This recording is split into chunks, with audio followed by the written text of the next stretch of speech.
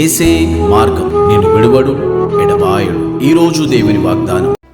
అందరికీ శాలం. ప్రతి ఒక్కరికి వెరీ గుడ్ మార్నింగ్ అండి. ఎంతమంది అయితే ఉదయకాల వాగ్దానం ఏంటిరో సిస్టర్స్ అండ్ బ్రదర్స్, ప్రతి ఒక్కరు దేవుడు మిమ్మల్ని మీ కుటుంబాన్ని దీవించి ఆశించినగాక మీరందరూ హ్యాపీగా ఉండాలని మనసారా కోరుకుంటా ఉన్నాను.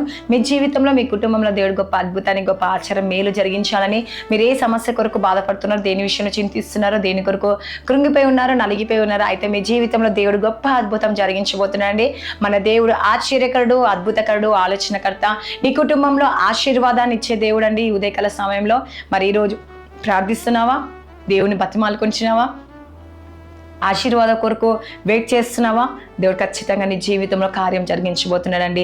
ఎందుకంటే మనము దేవుని గురించి ప్రార్థించినప్పుడు మన సంగతులన్నీ ఎవరు తెలుసుకుంటారో తెలుసా అండి? దేవుడు తెలుసుకుంటా ఉంటాడు.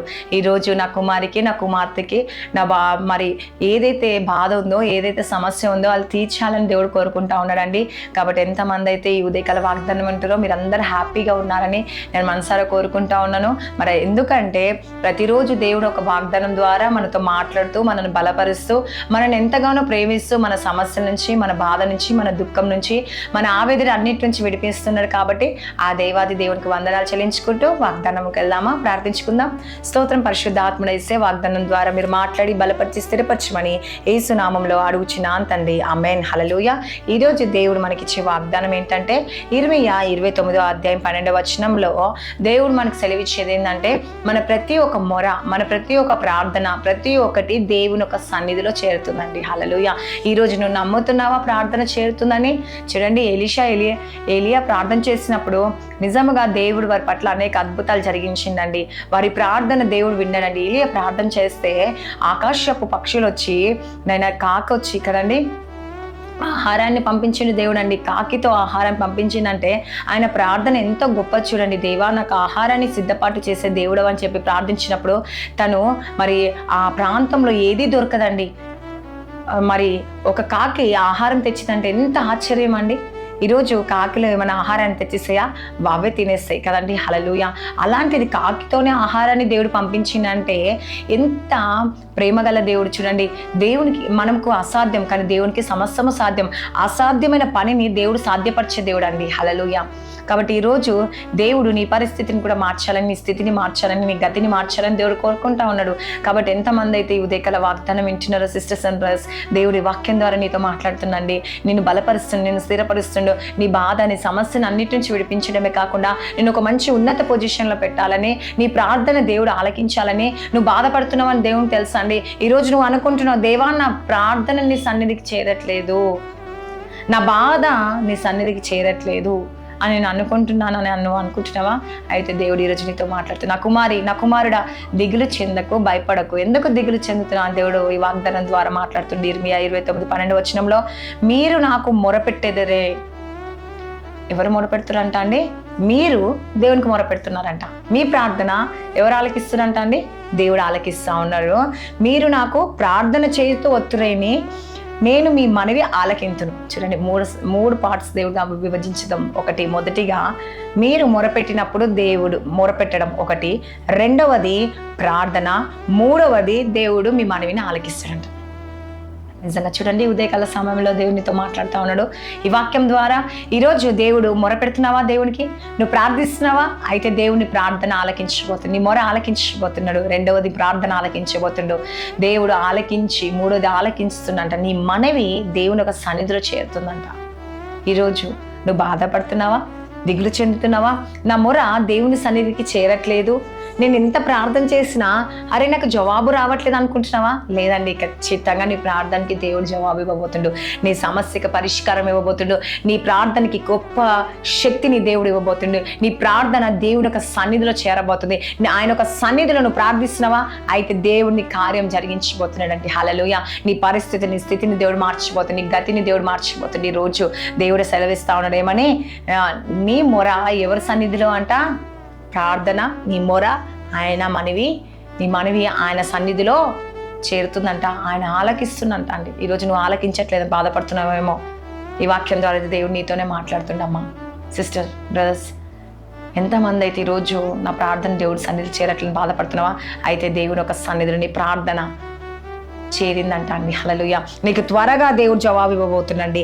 నువ్వు అనుకుంటున్నావు నేను మోసపోతున్నాను, ఈరోజు నేను ఎంత ప్రార్థించినా దేవుడు నా కార్యం జరిగించట్లేడు, నా బాధ తీరుస్తలేడు, నా సమస్య పోవట్లేదు అని కాలం గడుస్తున్న కొద్దీ మన క్షేమము కలుగుతుంది. నా కుటుంబానికి ఆయన ఒక కృప నా కుటుంబానికి కలగట్లేదు, నా పిల్లల మీద, నా భర్త మీద నేను ఎంత దేవుని ఆశ్రయిస్తున్నా, నాకు మాత్రం కార్యం జరగట్లేదు, ఈ పరిస్థితులు ఇంతే ఉంది, నేను ఉపవాసంతో ప్రార్థన చేస్తున్నా, నా సంవత్సరాలు గడుస్తున్నాయి, నాకేమవుతుందో నాకు అర్థం అవ్వట్లేదు, నేను ఇంకా ఫలింపబడతలేను, నేను ఇంకా ఆశీర్వదింపబడతలేను అని నువ్వు బాధపడుతున్నావా, దిగులు చెందుతున్నావా? అయితే దేవుడు నీతో మాట్లాడుతుంది ఈరోజు. నా కుమారుడా, దిగులు చెందకు, నువ్వు భయపడకు, దేని విషయంలో నువ్వు ఆలోచించకు, నేను నీకున్నాను అని సెలవిస్తా ఉన్నాడండి. హల్లెలూయా.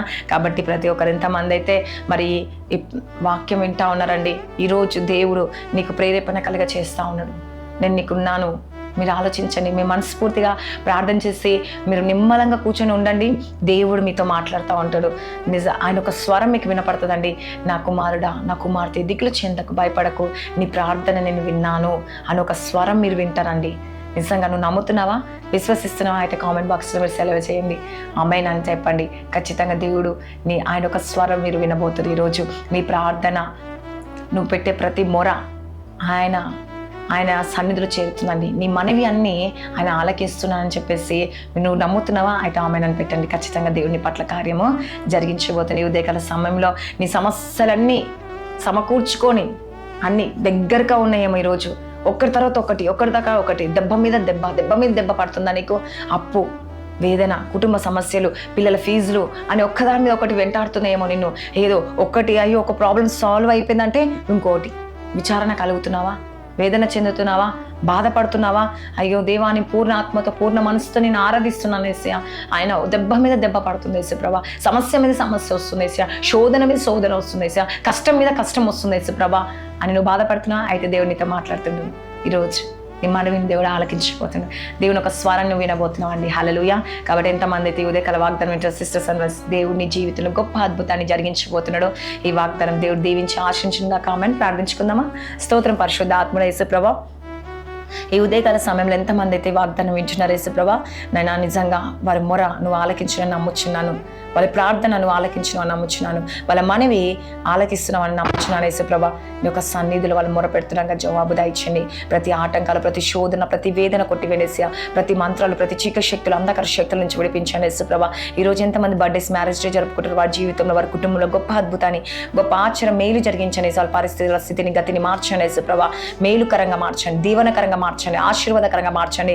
ఐసీలో ఉన్నవారు స్వస్థత విడుదల కలిగించండి, బలహీనంగా ఉన్నవారు, మరణ పడకలో ఉన్నవారు స్వస్థత విడుదల కలిగించేయండి యేసు ప్రభా. ఈరోజు అమాస పుణ్యంకి పౌర్ణమి కృష్ణ మంత్రశక్తి కుప్ప కూలిపోను గాక, దాని రాజ్యం అంతా కూలును గాక ఏసయ్య, దాని సమూహం అంతా కూలిపోను గాక దేవా. స్వస్థత విడుదల కలిగించేయండి యేసయ్య. వారి బాధ, వారి వేదన, వారి సమస్యలు, వారి దుఃఖాన్ని తీసివేయండి యేసు ప్రభా.